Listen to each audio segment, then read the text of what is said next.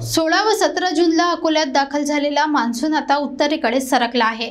मात्र 2 दिवसांपासून पावसाने हुलकावणी दिल्याने शेतकऱ्यांमध्ये चिंता आहे। बाळापूर तालुक्यातील उरड गावातून घेतलेला हा थेट शेतातील व्हिडिओ गोपाल पोहरे यांच्याकडून। अकोला जिल्ह्यात 16 व 17 जून रोजी मान्सूनचा अधिकृत प्रवेश झाला। काही भागांमध्ये हलक्या फुलक्या सरीही कोसळल्या। मात्र गेल्या 2 दिवसांपासून पावसाने अचानक पाठ फिरवली आहे। या परिस्थितीने जिल्ह्यातील शेतकरी वर्ग मोठ्या चिंतेत आहे।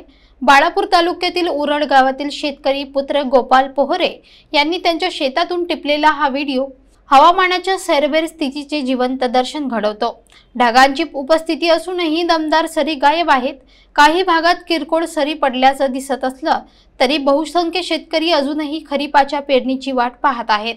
शेतकऱ्यांच्या नजरा सतत आभाळाकडे, तर मनात एकच प्रश्न, पाऊस कधी बरसेल? खरीपाचा हंगाम सुरू व्हायचा, पण जमिनीत अजूनही ओल नाही। पेरणीसाठी आवश्यक असलेला सलग आणि दमदार पाऊस नसल्याने बियाणे टाकणे धोक्याचे ठरू शकते।